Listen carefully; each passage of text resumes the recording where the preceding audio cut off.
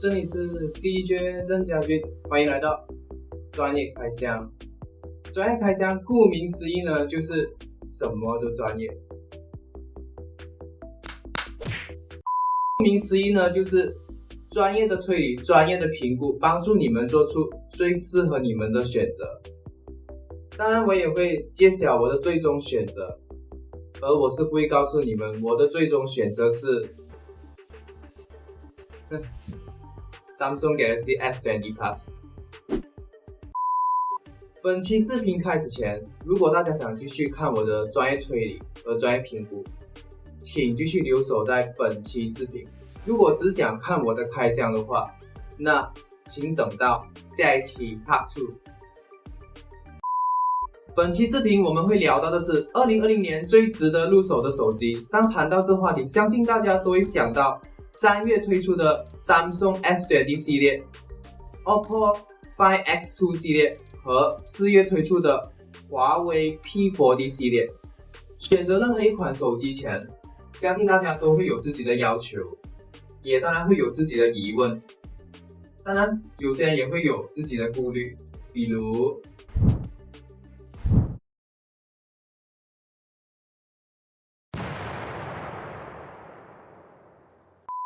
本期的专业推理会一一的解决你们的疑惑和顾虑，当然最主要的是专业的评估，希望能帮助到你们选择最适合自己的一款手机。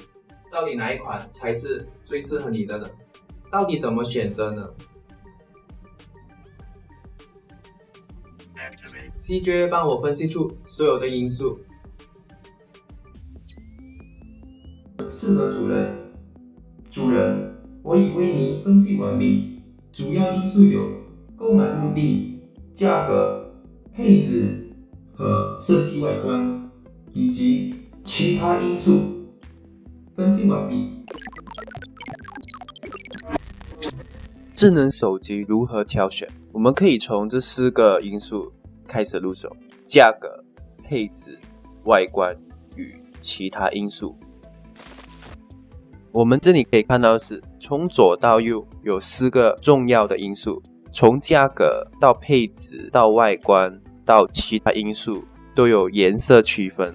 从深到浅，由我个人来看，就是价格跟配置是我们最重要的，然后到外观和其他因素。我们先来看价格，价格分别有预算和价位。我相信大家都会有自己的预算，对我而言，购买任何商品之前，预算是最重要的，尤其是像电话、电脑之类的电子商品。购买任何东西之前，相信大家都需要摸摸自己的口袋，因为我相信消费经常都会建立在我们的经济能力之上。当我们定好自己的预算之后，我们就可以在市场上查看到底哪一款手机的价格是符合在我们的预算左右。接下来手机的价位，这个我会在接下来给出更详细的解释。接下来我们来看配置，相信大家对配置这一方面有着非常高的要求，因为配置本身就包含了许多事情，包括像手机本身的处理器，像它的电池续航时间，以及近期这几年大家最关注的就是摄像头了。我们来看配置的第一样，处理器 CPU 加 GPU。可能有些人不太理解什么是处理器。好，我这里稍微解释一下。手机处理器呢，就好比是我们汽车的发动机，那它的发动机性能呢，就会决定着这个汽车的动力。那么顾名思义呢，就是手机的处理器的性能呢，就会决定着这个手机的运行能力和它的速度。我们如何分辨 CPU 和 GPU 呢？CPU 呢就会影响着我们手机的性能和应用，而 GPU 本身就会决定着我们的手机的特效能开到多高。当我们聊到处理器，我们主要呢就会看手机本身的芯片。相信大家在市场上也听到了不少，比如有这个 Snapdragon 865啊，像这个70990啊，或者是像这个 Exynos 990等等。接下来我们来聊运存 RAM， 相信这个不用我太多的解释，大家都知道，这个就是我们手机使用过程中的流畅度。那毕竟呢，这个 RAM 越大呢，能够被处理器处理的任务就会越多。当我们聊到运存 RAM， 当然也不能忽视的就是这个内存 ROM， 也就是我们购买手机的储存起步。当然越大越好，因为如果我们经常需要拍照啊、视频拍摄，或者是缓存电视剧、电影比较多的时候，当然储存空间越大越好。因为呢，手机本身的 ROM 太低的时候，也会对我们手机的流畅度有一定的影响。接下来我们来看屏幕，屏幕对我们而言真的非常非常重要，因为不管我们是看电视剧或者是打游戏的时候，它的显示效果和流畅度都会大大影响我们的看官。当然我们也不能忽视手机的电池，因为一整天下来我们使用手机的时间真的非常非常的长，所以我们会希望它的续航时间越长越好，而且它的充电速度越快越好。我们到了最关注的摄像头，相信大家在购买手机的时候都会非常关注摄像头这一方面，尤其是它的像素、视频分辨率和功能。这就不用我多说了，因为相信大家在购买手机前都会疯狂的搜查其他人使用这款手机拍出来的效果。最后我们来聊手机的材质，顾名思义呢，就是它的耐摔性和散热功能。因为呢，很多事情我们都需要到我们的手机，当然希望它的耐摔性越高越好。还有就是我们也希望这个手机不容易热。那针对这4大考虑因素呢，我本身做了自己的个人报告。大家可能会想，购买一个手机还要这么隆重做一个自己的个人报告，那这只是一个个人纯属的兴趣而已。当然我也希望购买到我自己想要的手机，所以之前都会做一些小小的报告。我们来看2020年值得入手的手机，这就是我的个人报告。说到手机，我拿了3个系列来做我的考量。我们可以看到就是华为 P40 系列、OPPO Find X2 系列和 Samsung S20 系列。这里我也会用这4大因素套用在这3个系列的手机之中。好，我们来看价位，大家可以对应自己国家给出的价格。我这里会用欧元，只是打个比方。好，说到价位呢，大家首先需要定自己的预算。那刚才我也聊到的预算本身。打个比方，我的预算定在1000欧元左右，那我就会锁定在1000欧元左右的手机。那我们可以看到这边有999块的 P40 Pro， 还有这个1199块的 X2 Pro， 还有这个1099块的 S20 Plus。 好，那也只是我的个人预算，大家可以针对自己的预算做出考量。我们可以看到右上方有这个高低考量。如果大家的预算比较低，大家可以考虑这个799欧元的 P40。 那如果你有比较高的预算，你想考虑他们的 Pro 系列，那不管是华为、OPPO 和 Samsung 都有 Pro 系列，那我会建议这个1199的 X2 Pro， 因为在 Pro 系列当中它的价格相对比较低。好，接下来我们来看他们的手机配置。当我们聊到处理器，相信大家还记得我们需要关注的是他们的芯片本身。那我们可以看到华为相对的就是他们的麒麟990，那 OPPO Find X2 用的是 Snapdragon 865， Samsung S20 也是用的是 Snapdragon 865。不过 Snapdragon 865在 Samsung 呢只会发放在美国地区，而其他的国家或者其他的地区用的会是这个 Exynos 990。那我们怎么知道这个芯片本身如何影响我们的手机？那我可以说的是，我个人会比较关注 Snapdragon 865，因为我在网上看到是 Snapdragon 865在每一年都有大幅度的进步，可以说它的可观性会比较好。接下来我们来看运存和内存。当我们聊到运存，我们这里可以看到的是华为 P40 系列可能在比较的方面有点落差，因为我们可以看到的是 OPPO Find X2 系列最低已经可以达到 8GB RAM， 而最高可以达到 12GB RAM。而 Samsung S20 系列呢，更不用多说，最高可达到 16GB RAM。 我们也来看内存，那这就和我们的预算有相关。当然你的预算越高，选择越大的内存越好。如果我们比较他们的高低考量呢，那我个人呢会比较建议 Snapdragon 865，还有呢就是内存越大越好。那运存呢，我们可以看到是OPPO Find X2 和 Samsung S20 的运存会稍微的比较高。接下来我们来看关注点最高的摄像头。那我个人认为呢，如果我们单单看他们本身的数据的话，我认为是不准的，因为我们需要考量的是它拍摄出来的效果。所以我个人建议呢，大家可以到他们旗下的店去做比较。不过由于现在是疫情期间，最快也最方便的做比较的方法就是上网去搜查其他买家购买后的拍摄效果。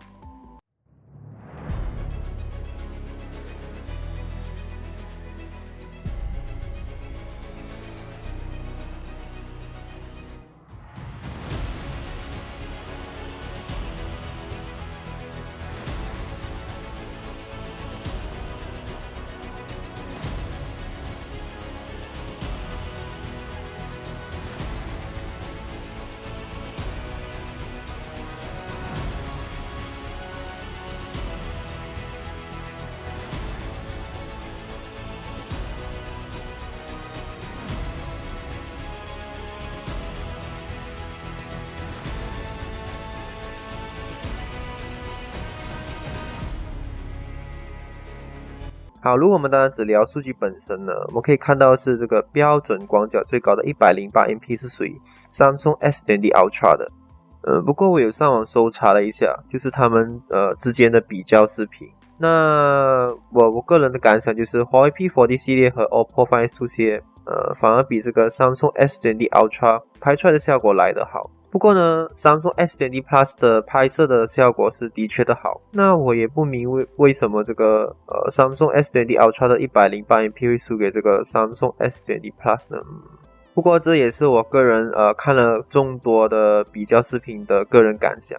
那大家也可以上网去搜查，比如在 YouTube 上面有很多这个比较视频，大家可以自己做个对比，也可以自己做个总结。好，接下来我们来看超广角镜头的数据。我们可以看到是华为和 OPPO 的超广角的确是比 S20 系列来得好。那如果我们比较远摄的镜头的数据的话，那的确是Samsung S20 48MP 来得高。那最后我们来看视频，那可以看到是最高的 8K 24fps 属于这个 Samsung S20 系列的。那我也有上网搜查了一下，那的确呢这个 Samsung S20 不管是前置或者是后置视频拍摄的效果都比华为 P40 和 OPPO Find X2 系列来得好。那这也是我考量这个 Samsung S20 系列的重大因素。好，接下来我们来看屏幕的材质。那聊到屏幕呢，我觉得最大的关注点就是它的刷新率，因为呢刷新率本身呢就会大大影响我们刷屏幕的时候的流畅度。那我们可以这里看到的是如果比较刷新率的话，华为 P40 系列可能在比较方面也有一点落差。那我个人呢也会比较考量越高的刷新率越好，那所以我会比较趋向这个 120Hz 的刷新率。那如果我们聊到屏幕的大小的话，我本身当然希望它的屏幕越大越好，不过也考量到因为它的屏幕越大，手机本身的尺寸越大的话，它的重量也会越高。其实我们每天带上带下的话也挺不方便的。所以如果是我个人的建议的话，我大部分看电影和刷电视剧的时候都会趋向使用电脑。那我选择手机的时候也会选择比较轻的手机，因为比较方便我外出的时候所有事情的使用度。好，接下来我们来聊外观外观有设计和颜色。那刚才也有聊到是手机本身的重量，那我个人是比较趋向比较轻的手机。那设计方面呢，当然它的外观越时尚越高贵我个人会比较喜欢。那说到外观比较趋向是我们个人的喜好，那我也不会多聊。那颜色方面呢，可以看到是华为 P40 系列的华为 P40 和华为 P40 Pro 呢，它的颜色选项比较多。不过呢，我个人呢会比较喜欢黑色和灰色，所以呢也是个人喜欢，所以我也不会多聊。大家可以根据自己喜欢的外观设计和颜色来做自己的考量。好，最后我们来看其他因素。对我而言呢，其他因素也非常重要，因为呢其他因素包含了未知数这一方面，也就是近期他们做出最大的改变，或是一些大家不知道的落差。好，我们先来看华为 P40 系列。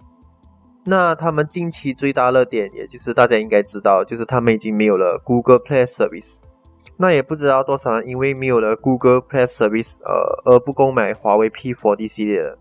大家可以在下面留言，如果没有了 Google Play Service， 你们还会买 P40 系列吗？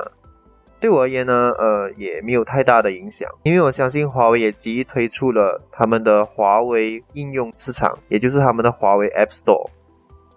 好，接下来我们也来看其他因素，也包含了这个 P40 Pro Plus 预期6月才推出。